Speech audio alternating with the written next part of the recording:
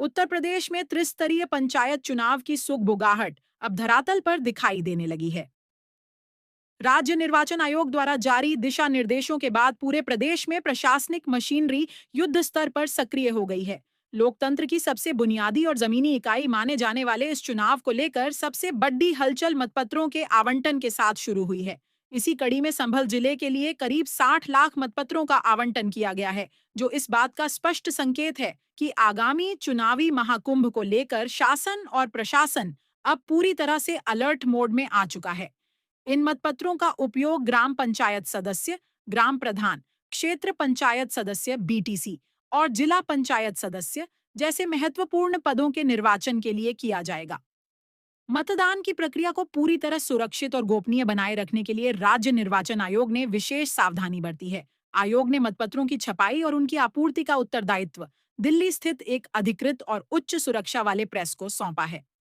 संभल जिले में इन मतपत्रों को सुरक्षित लाने और उनकी गिनती सुनिश्चित करने के लिए जिलाधिकारी एवं जिला निर्वाचन अधिकारी डॉक्टर राजेंद्र पैंसिया ने एक व्यापक कार्य योजना तैयार की है।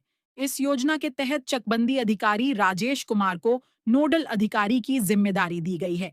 उनके नेतृत्व में चकबंदी विभाग के 20 कुशल अधिकारियों और कर्मचारियों की एक विशेष टीम गठित की गई है, जो 30 दिसंबर को 3 वाहनों के काफिले के साथ दिल्ली के लिए रवाना हुई।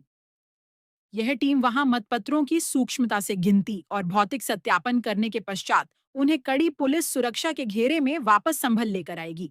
मतपत्रों के संभल पहुंचने के बाद उनकी सुरक्षा के लिए भी अभेद्य इंतजाम किए गए हैं। अपर जिलाधिकारी प्रदीप वर्मा ने स्पष्ट किया है कि दिल्ली से प्राप्त होने वाले इन मतपत्रों को संभल स्थित अनाज मंडी समिति के किसान भवन में निर्मित अत्याधुनिक स्ट्रांग रूम में बेहद सुरक्षित तरीके से रखा जाएगा।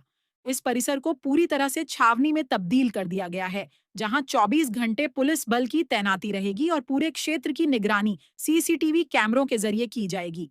स्ट्रांग रूम में प्रवेश के लिए कड़े प्रोटोकॉल लागू किए गए हैं, ताकि किसी भी स्तर पर कोई बाहरी हस्तक्षेप या चूक की गुंजाइश न रहे। यह सुरक्षा व्यवस्था चुनाव संपन्न होने और मतपत्रों के मतदान केंद्रों तक रवाना होने तक निरंतर जारी रहेगी। संभल की यह प्रशासनिक सक्रियता केवल एक जिले तक सीमित नहीं है, बल्कि यह पूरे उत्तर प्रदेश में आने वाली चुनावी लहर की एक छोटी सी बानगी है। प्रदेश के अन्य जिलों में भी इसी तर्ज पर संवेदनशील क्षेत्रों की पहचान और मैपिंग का कार्य तेजी से चल रहा है। मुख्यमंत्री योगी आदित्यनाथ और राज्य निर्वाचन आयोग ने स्पष्ट और कड़े निर्देश दिए हैं कि आगामी पंचायत चुनाव पूरी तरह से पारदर्शी, निष्पक्ष और भयमुक्त वातावरण में संपन्न होने चाहिए। डिजिटल निगरानी और प्रशासनिक चुस्ती के मेल से इस बार मतदान प्रक्रिया को और अधिक पारदर्शी बनाने की कोशिश की जा रही है।